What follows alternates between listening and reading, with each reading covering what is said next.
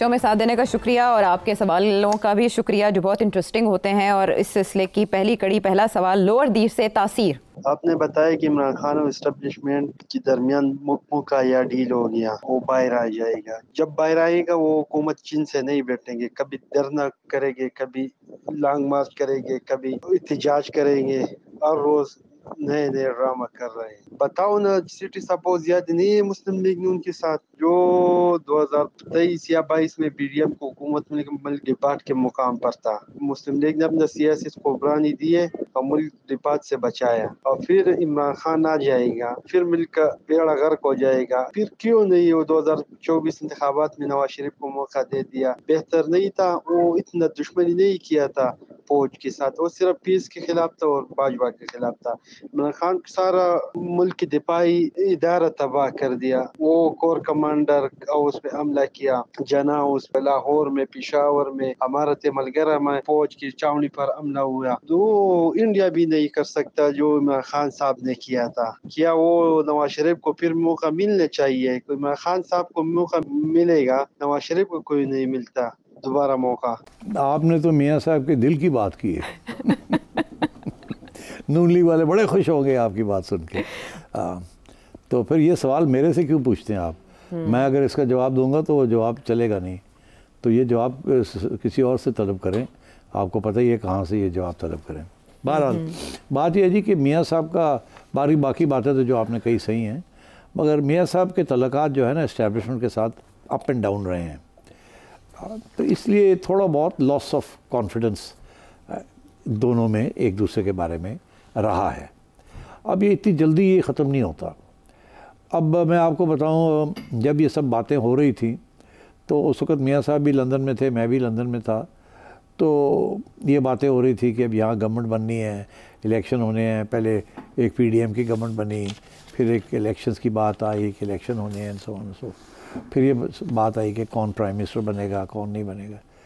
तो उस वक़्त मेरा मौक़िफ़ जो कि मैंने मियाँ साहब को बताया था, मैंने कहा था मियाँ साहब आपको प्राइम मिनिस्टर नहीं बनने देंगे, शहबाज शरीफ साहब को प्राइम मिनिस्टर बनवाएंगे। वो शहबाज शरीफ साहब का बहुत अच्छा ट्रैक रिकॉर्ड है इस्टेब्लिशमेंट के साथ, वो कभी ना नहीं करते इस्टेब्लिशमेंट। और मियाँ साहब का ट्रैक रिकॉर्ड ऐसा है कि कभी कभी ना भी कर देते हैं। अब इस्टेब्लिशमेंट जो रही है वो ना नहीं पसंद करती। वो ऑल पावरफुल इस्टेब्लिशमेंट है, वो समझते हैं दे नो बेटर। और कभी कभी मियाँ साहब अड़ जाते हैं। अच्छा, छोटी मोटी चीज़ हो तो कोई बात नहीं है, उससे तो लेन देन हो जाती है। बड़ी चीज़ के ऊपर अगर मियाँ साहब अड़ जाएँ तो फिर इस्टेब्लिशमेंट पसंद नहीं करती। और 3 दफ़ा इस्टेब्लिशमेंट ने मियाँ साहब को अलविदा काफ़िला किया है। तो 93 में किया, उस वक़्त भी इशू पहले बना था कि ग़ुलाम इसहाक़ खान प्रेसिडेंट थे। मैं आपको इसलिए याद दिला रहा हूँ ताकि आपको समझ आए हुआ है मियाँ साहब को मौका नहीं देते अब, कि उस वक़्त मियाँ साहब ने कहा कि आर्मी चीफ़ मैं लगाऊंगा, और ग़ुलाम इसहाक़ इस्टेब्लिशमेंट के हेड थे, उन्होंने कहा नहीं मैं लगाऊंगा। तो वो लड़ाई झगड़े हो गए, जिसमें फिर ग़ुलाम इसहाक़ ने आर्मी चीफ़ लगाया जनरल वहीद को, और मियाँ साहब की छुट्टी हो गई। उसके बाद आपने देखा क्या हुआ कि एक आर्मी चीफ़ जनरल जहांगीर करामत ने कोई बात कर दी नेशनल डिफेंस कॉलेज में कि जी एक नेशनल सिक्योरिटी काउंसिल होनी चाहिए जिसके अंदर हम सब बैठे हैं और वो काबीना के ऊपर हो। तो मियाँ साहब ने कहा एक ही गल की तुसी, ये तो जमहूरियत के ख़िलाफ़ है, चलो जी अस्सलाम वालेकुम।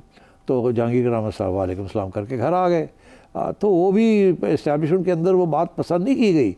2 बातें नहीं पसंद की गई। एक ये कि जहांगीर करामत साहब चुप करके क्यों आ गए, ये क्या बात हुई, हम तो इस्टेब्लिशमेंट हैं, हमें तो कोई नहीं घर भेजता, हम लोगों को घर भेजते। दूसरा ये कि ये मियाँ साहब होते कौन है ये करने वाले, देखा जाएगा। तो फिर सोचा ये कि मियाँ साहब की छुट्टी करा दी जाए। और मियाँ साहब इन द मीनवाइल और आगे बढ़ गए। मियाँ साहब ने वाजपेयी साहब के साथ मुआहदे करने शुरू कर दिए, आओ जी आओ, बस डिप्लोमेसी शुरू कर दी। वाजपेयी साहब आ गए लाहौर, उनको ले गए शालामार गार्डन्स, वहाँ उन्होंने पाकिस्तान को तस्लीम भी कर लिया, सब कुछ हो गया और मामले तय हो गए जी, अब अमन होगा, अब ये होगा, अब सारा कुछ होगा, बातें होंगी।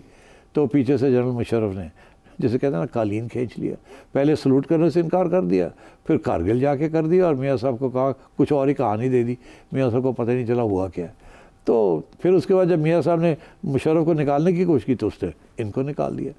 तो ये बैकग्राउंड थी। इस बैकग्राउंड में जब ये इस्तीफ़ा जब वक्त आया तो इस्टेब्लिशमेंट ने कहा नहीं, मियाँ साहब जो है ना ये कोई ना कोई गड़बड़ कर देते हैं और इसलिए बेहतर यह है कि हम शहबाज के साथ ही काम करेंगे। तो इसलिए फिर मियाँ साहब को मौका नहीं मिला।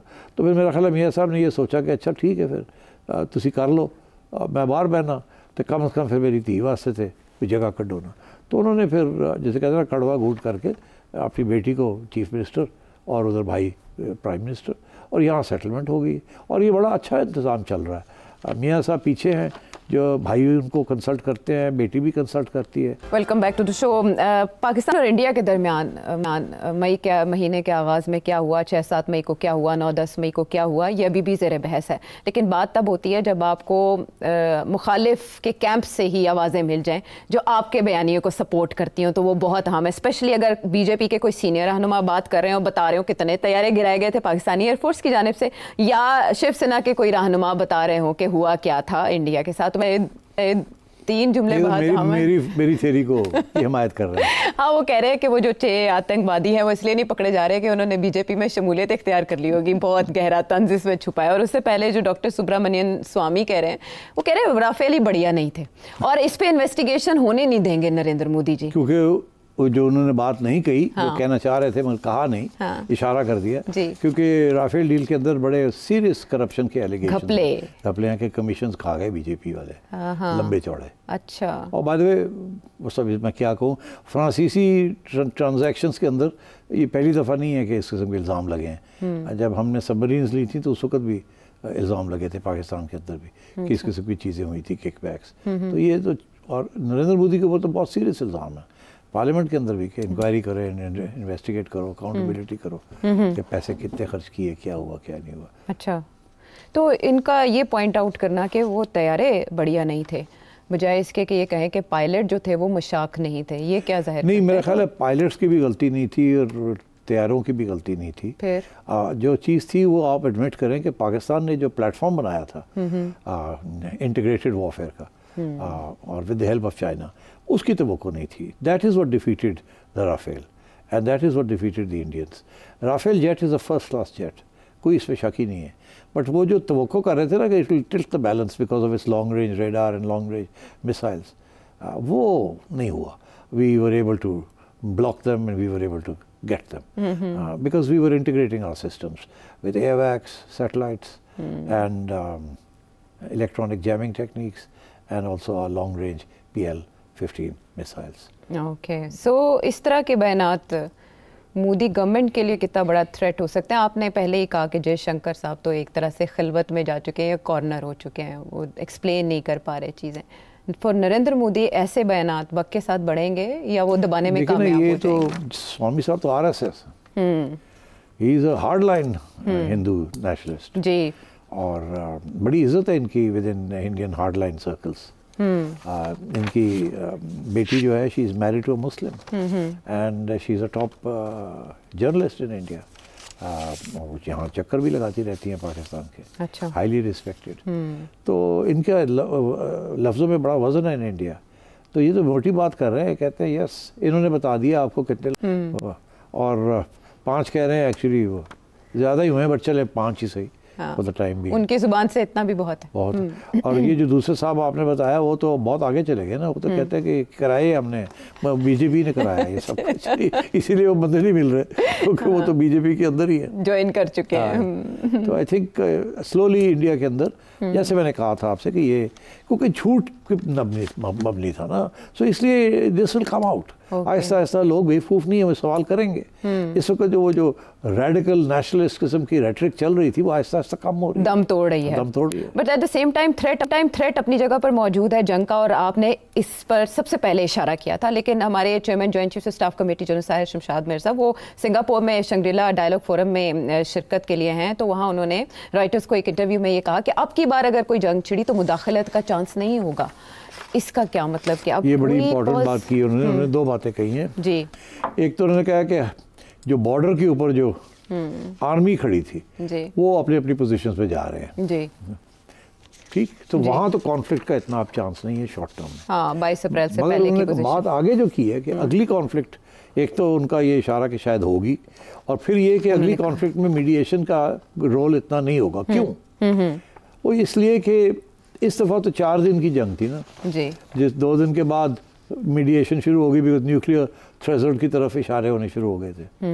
अगली जो है वो शुरू यहीं से होगी जहाँ ये ख़त्म हुई है, क्योंकि इसी चीज़ को तो रिपीट नहीं करना ना, ये तो फेल हो गया है इस लेवल तक। ठीक, तो इससे इंडिया इससे ऊपर जाएगा ना, कुछ और ट्राई करेगा, ज़्यादा कुछ और नहीं, higher level okay of attack, okay तो जिसके बेसिस के ऊपर हायर लेवल ऑफ रिस्पॉन्स आएगा फ्रॉम पाकिस्तान। ओके, तो अगर इस लेवल के ऊपर जब उन्होंने ब्राह्मो मिसाइल्स मारे हमारे एयर बेसिस पे और हमने बातें करनी शुरू कर दी न्यूक्लियर कमांड अथॉरिटी की, जिसकी वजह से अमेरिका भागा भागा आया, तो अगला राउंड तो कहीं और से शुरू होगा ना। It may be much more serious attempt to knock out on certain critical facilities जो इस दफ़ा काम आई हैं हमारे। ठीक, तो अगर वो हुआ तो फिर जल्दी से आपका जो थ्रेशोल्ड है जिसकी वो बात कर रहे हैं कि ये रेड लाइन है, ये रेड लाइन बड़ी जल्दी क्रॉस हो जाएगी। अभी तो 4 दिन के बाद क्रॉस हुई और फिर 2 दिन में क्रॉस हो जाएगी। ये जो है ना मीडिएशन, ये 2 दिन के बाद आई है ना, 2-3 दिन के बाद जी, तो वक्त लगा देखने में क्या हो रहा है क्या नहीं। एयर बेसिस पे जब अटैक होना शुरू हुआ तो अगला राउंड में जल्दी हो जाएगा, ये बहुत जल्दी आप पहुंच जाएंगे। और यही इसीलिए जो इस वक्त इंटरनेशनल एनालिस्ट जो हैं वो क्रिटिक कर रहे हैं मोदी की डॉक्ट्रिन की, न्यू नॉर्मल की, वो यही कह रहे हैं ना, 2 बातें कह रहे हैं। हाँ। एक वो ये कह रहे हैं कि देखिए कैसे आप कह सकते हैं कि जो आगे कभी भी कोई इस किस्म का इंसिडेंट होगा तो वो पाकिस्तान ने कराया है, आपने तो एज्यूम कर लिया। अब उस असम्पशन के ऊपर विदाउट एविडेंस, विदाउट प्रूफ आप चढ़ाई कर देंगे पाकिस्तान में जी। वो तो इस दफ़ा पता चला कि वो चढ़ाई जो है काम नहीं आती, वो तो काउंटर हो जाता है। एक तो ये गलती, दूसरी ये कि आप इस दफ़ा आप उससे पहली चढ़ाई से ज़्यादा बड़ी चढ़ाई करेंगे, क्योंकि वो पहली चढ़ाई तो नाकाम रही। So now you will do something more serious with the result that Pakistan will react more seriously. So 2 जगह पे by declaring that we are in a state of war, you have raised the nuclear threshold, वो जो escalation point है, तो और not raised it, you brought it down the nuclear threshold as the chairman, कि आपने वो जो red line है जिसको जब आप क्रॉस करते हैं तो न्यूक्लियर की बात शुरू हो जाती है, वो पहले इधर थी, अब आप जब करेंगे तो वो इधर पहुंच जाएगी। ठीक है, यानी घंटियां बज रही हैं और वो कह रहे हैं कि कोई राब्ता भी नहीं है, गैर रस्मी बातचीत भी नहीं है, तो फिर ये खतरा कब तक मंडलाता रहेगा, कितना अरसा? ये जब तक इंडिया जो है वो अपनी मोबिलाइजेशन इसी लेवल पे रखेगा और इसी लेवल पे थ्रेट रखेगा, और नरेंद्र मोदी जो है वो सारा इंडिया घूमेंगे और कहेंगे रोटी खाओ या गोली लो, और यही नेशनलिज्म, यही एग्रेसिव किस्म की बातें करेंगे, और तो उस वक्त तक तो अलर्ट रखना पड़ेगा आपको। और ये भी मैं आपको बता दूं, इट इज़ एंटायरली पॉसिबल कि इस दफ़ा तो उन्होंने कहा था कि हम करेंगे जी, यहाँ तक कि जयशंकर साहब कहते हैं हमने फ़ोन करके भी बता दिया था क्या हम ऐसा करने जा रहे हैं। ठीक, तो अब बिल्कुल ये नहीं करेंगे ना। अब अगर वो करेंगे तो पता भी नहीं चलेगा कि उन्होंने तैयारी करेंगे और विदाउट वार्निंग कुछ ना कुछ कर देंगे। बस element of surprise is very important, with the result कि आपको अब 24 आवर अलर्ट पे रहना पड़ेगा आपको, which is a very difficult thing, it's an expensive proposition, it's a difficult proposition. कब तक आप 24 आवर अलर्ट पे रहेंगे? So my sense is that sooner or later हमारी तरफ से पेशकदमी होगी to bring in international powers कि इस क्राइसिस को डिफ्यूज़ करें in a permanent sort of way. ये जो टेम्प्रेरी जो आप सीज फायर हुई है, दिस इज़ नॉट गुड। ये फ्लेयर अप हो गया तो बहुत गड़बड़ हो जाएगी, और इसमें किरदार अमेरिका का ही होगा।